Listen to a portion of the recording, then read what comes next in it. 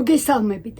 დღეს რაც მინდა რომ გითხრათ, მე თვითონაც ოდნავ მეხამუშება, მაგრამ ამის მიუხედავად დღესაც და ყოველთვის გეტყვით იმას, რასაც ვფიქრობ.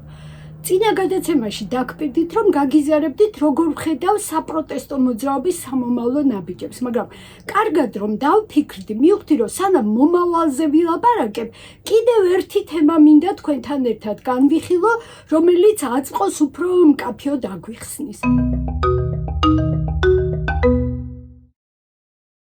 ზუსტად 11 წლის წინ ფილოლოგმა და მთარგმნელმა ზაალ ჩხეიძემ გადაცემაში ჩაის თემა ილაპარაკა მთელ მსოფლიოში გავრცელებულ ორ პარადიგმაზე, რომელიც მამისა და შვილის ურთიერთობას ასახავს და მათ პირობითად აზიური და ევროპული პარადიგმა უწოდა.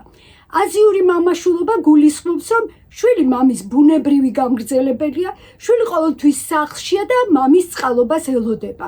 მაგალითად ელოდება მისგან დაცვას, კეთილდღეობას, ელოდება თანხმობას მემკვიდრეობის უფლებაზე და 1000 სხვა რამეს. უფრო ზუსტად თუ ვიტყვით, შვილი სახლში ზის და მამის სიკვდილს ელოდება. ევროპული პარადიგმა გულისხმობს, რომ თუ გვინდა დამოუკიდებლად ვიარსებოთ და თანაც კიდევ განვითარდეთ, უნდა მოვკლათ მამა, ან უკიდურეს შემთხვევაში უნდა გავექცეთ მას. სიტყვა მკვლელობა არ შეგვაშინოს, ხადია სიმბოლური მკვლელობა იგულისხმება. უბრალოდ ევროპული პარადიგმა ნიშნავს, რომ შვილი უნდა აუჯანყდეს მამას, გაემიჯნოს მას და დამოუკიდებელი არსებობა დაიწყოს. თუ შვილი ვერ მოახერხებს, რომ მამა განდევნოს და მისი ადგილი დაიკავოს, მამა გადაიქცევა მუდმივ აწმყოდ, შვილი კი სამუდამოდ დარჩება მამის ჩრდილში და საკუთარ სახეს ვერასოდეს შეიძენს, ცხადია ვერც საკუთარი ცხოვრებით იცხოვრებს. როგორც თქვი, რა თქმა უნდა, ორივე პარადიგმა აზიურის და ევროპულიც მეტაფორულ შინაარსს ატარებს. ზაალ ჩხეიძე საკუთარი აზრის დასტურად ახსენებს ძველ ბერძნული ლიტერატურის ერთ-ერთი ყველაზე ცნობილი გმირის ოდისევსის შვილს ტელემაქეს, რომელზეც ერთი პოემაც კი არ დაწერილა, იმიტომ რომ ის სამუდამოდ დარჩა ოდისევსის ჩრდილში, დარჩა ოდისევსის შვილად და ვერასდროს საკუთარი სუბიექტურობა ვერ შეიძინა. ჩაის თემის ეს გადაცემა გამოქვეყნებიდან რამდენიმე წლის შემდეგ ვნახე და მაშინ რატომღაც ედუარდ შევარდნაძის, ზურაბ ჟვანიასა და მიხეილ სააკაშვილის სამკუთხედი გამახსენდა. ალბათ იმიტომ, რომ მათი მამაშვილური დრამები მრავალი წლის განმავლობაში ჩემს თვალწინ მიმდინარეობდა. ზურაბ ჟვანია ქართულ პოლიტიკაში და საქართველოს უახლეს ისტორიაში სრულიად სამართლიანად არის დამკვიდრებული, როგორც დასავლური ყაიდისა და დასავლური მსოფლმხედველობის ლიდერი, როგორც რეფორმატორი, პროგრესის ძლიერი ბურჯი საქართველოში. საბჭოთა საქართველოს მთელი კანონმდებლობის ჰარმონიზაცია ევროპულ კანონმდებლობასთან სწორედ მაშინ მოხდა, როდესაც პარლამენტს ზურაბ ჟვანია ხელმძღვანელობდა. ეს ყველაფერი მახსოვს. რა თქმა უნდა, მახსოვს ევროსაბჭოში ზურაბ ჟვანიას მიერ წარმოთქმული ყველაზე ცნობილი ფრაზაც მე ვარ ქართველი და მასადამე ვარ ევროპელი. მაგრამ ამ ყველაფრის მიუხედავად უნდა ვთქვა, რომ ფუნქციურად ჟვანია აღმოჩნდა აზიური მოდელის კლასიკური განსახიერება, შევარდნაძის ერთგული და მისი წყალობის მომლოდიე, მუდმივი მეორე. ერთადერთი აღიარებული პოლიტიკური მემკვიდრე, რომელმაც საბოლოოდ ეს მემკვიდრეობა ვერ მიიღო. ზურაბ ჟვანიას საპირისპიროდ მიხეილ სააკაშვილი გაყვა ევროპულ პარადიგმას, მოაწყო ამბოხი, სიმბოლურად მოკლა მამა და ის ჩაანაცვლა პრეზიდენტის პოსტზე. თანაც ამ პროცესში საქართველოს მოსახლეობის უდიდესი მხარდაჭერა მიიღო. მიხეილ სააკაშვილის ხელისუფლებაში მოსვლა სამწუხაროდ ევროპული პარადიგმის ამუშავების ერთადერთი შემთხვევა არის დამოუკიდებელი საქართველოს პოლიტიკურ ისტორიაში. ჯერჯერობით ერთადერთია. ბევრჯერ მომისმენია, რომ ედუარდ შევარდნაძე დიდ ღალატს უწოდებდა იმას, რაც საქართველოს უახლეს ისტორიაში შესული არის ვარდების რევოლუციის სახელით. ახლა ნამდვილად არ ვიცი, ვისი მხრიდან ღალატს გულისხმობდა, თავისი უძღებიშვილების ზურაბ ჟვანიასა და მიხეილ სააკაშვილის მხრიდან, თუ მოქმედი მთავრობის მხრიდან, რომელსაც არც ვარდების და არც არანაირი რევოლუცია არ უნდა დაეშვა. მაგრამ ამბავი აქ არ მთავრდება. ამ ამბის გაგრძელება და ჩემთვის ნამდვილი შოკი აღმოჩნდა ინტერვიუ ზურაბ ბიგვალასთან, რომელიც 2023 წლის მარტში ჩავწერე. ბატონი ზურაბ ბიგვალა ფსიქოლოგია, რომელიც ზურაბ ჟვანიასთან უაღრესად დაახლოებული პირი და ფაქტობრივად მისი მუდმივი მრჩეველი იყო. ზურაბ ბიგვალას დიდი გამოცდილება აქვს და აქედან გამომდინარე სწორედ მასთან ვცადე ერთი საკითხის გარკვევა, რომელიც სულ მაინტერესებდა. ჩემი კითხვა იყო ესე ფორმულირებული. იმის შემდეგ, რაც ზურაბ ჟვანია პარლამენტის თავმჯდომარე გახდა, არაფორმალურად ყოველთვის მიიჩნეოდა ედვარდ შევარდნაძის მემკვიდრედ. ეს სიტყვა მემკვიდრე გამუდმებით ისმოდა მაშინდელ პრესასა და ტელევიზიაში, მაგრამ საბოლოოდ მოხდა ის, რაც მოხდა. როგორ ფიქრობთ, იყო თუ არა პირადად ედვარდ შევარდნაძის არჩევანი, რომ ადამიანი, რომელიც მის მემკვიდრედ იყო აღიარებული, ვერ გახდა საქართველოს პრეზიდენტი? თვითონ შევარდნაძე განიხილავდა თუ არა ზურაბ ჟვანიას ქვეყნის პირველ პირად? აი ეს იყო ჩემი კითხვა. ზურაბ ბიგვალას პასუხმა ნამდვილად სახტად დამტოვდა, ეხლა ციტატას გეტყვით. ბატონ ედვარდთან ამ საკითხზე პირადად არ მილაპარაკია, მაგრამ მინდა ჩემი მოსაზრება ვთქვა.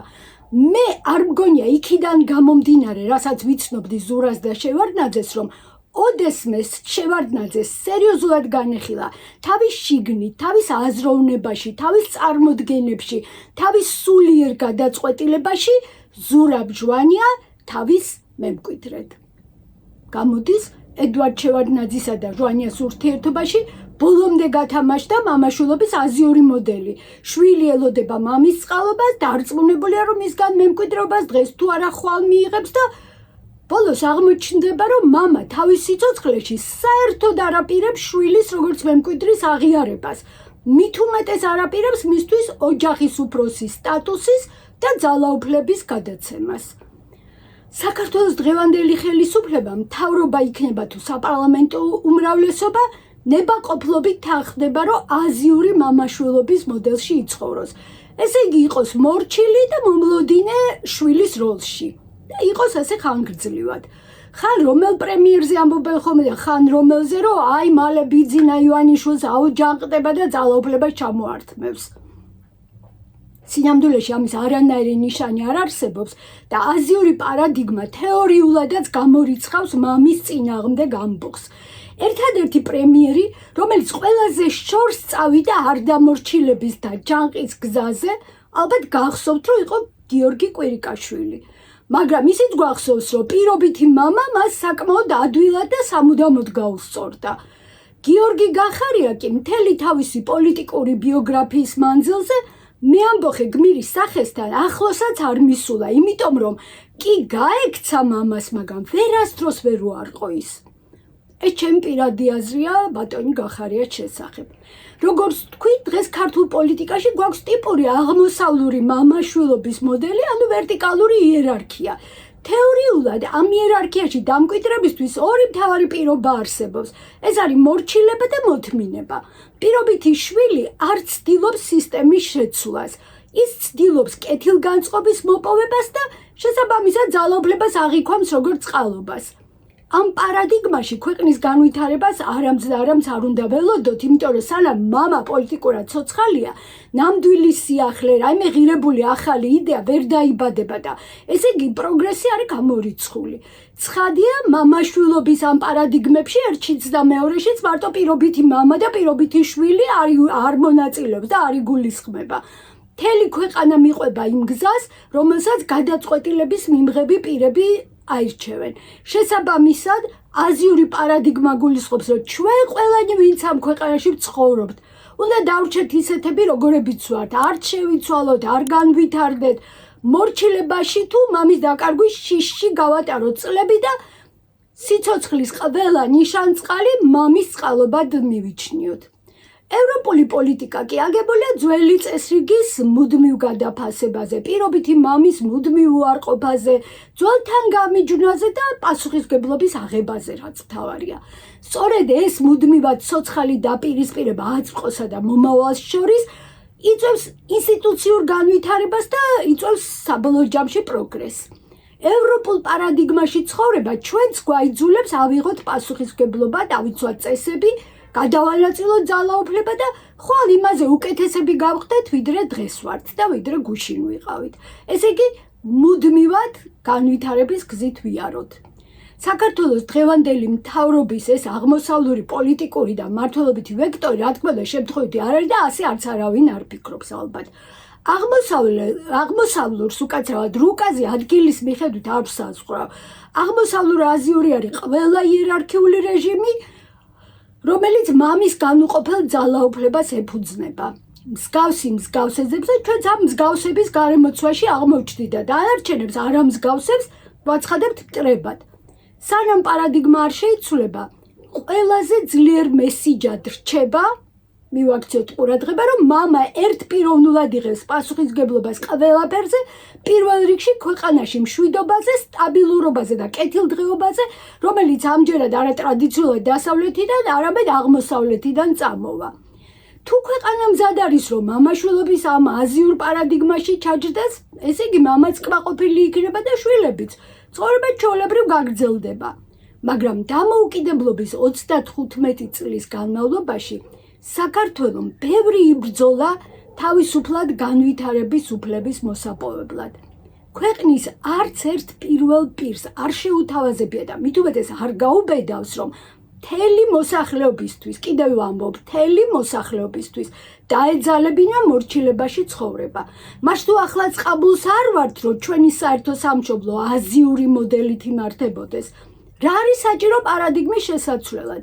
სხვა შორის ეს რთული პროცესია, იმიტომ რომ ხალხი, რომელიც უმოქმედოა, აწმყოს არის ჩაბღაუჭებული, ან უკეთეს შემთხვევაში ცვლილებებს პასიურად ელოდება, იმ ხალხად უნდა გადაიქცეს, რომელიც მოქმედებს და რეალობას ცulis. ეს იმის ტოლფასი არის, რომელიმე მხატვრულ ნაწარმოებში პერსონაჟი გმირად რომ გადაიქცეს, რაც ცხადია, რაღაც ისეც გულისხმობს, რაღაც ისეთი უნდა მოხდეს, რომ ამ პერსონაჟმა თავის თავს აჯობოს. მეორე მხრივ, ჩვენ გვერდით არიან ადამიანები, რომლებიც სიმამაცის და პასუხისმგებლობის ყოველდღიურ მაგალითს გვიჩვენებენ. რა თქმა უნდა, გულისხმობ მზია ამაღლობელს, გულისხმობ საპროტესტო აქციებზე დაკავებულ და გასამართებულ ახალგაზრდებს და ზოგადად რუსთაველის პროტესტს. მაგრამ მათი სულისკვეთება სხვებზე ადვილად არ ვრცელდება. დღიდან დღემდე თუ კვირიდან კვირამდე თუ თვიდან თვემდე აგერ უკვე 1 წელია ერთ წრეზე ვტრიალებთ და გარდატეხის რეალური ნიშნები არ ჩანს. იმიტომ რომ რუსთაველზე ჯიუტად დგომით და ციხეში პატიმრების სიმტკიცით იქმნება, ნამდვილად იქმნება პროტესტის ხერხემალი, მაგრამ არ იქმნება პროტესტის სტრუქტურა. რეალური ცვლილებებისთვის კი სტრუქტურის ჩამოყალიბება გადამწყვეტი მგონია და ამის შესახებ შემდეგ გადაცემაში ვილაპარაკებ. მანამდე კი შეგახსენებთ, რას ამბობს ზალ ჩხეიძე ჩაის გადაცემის ფინალში, ისევ ციტატა.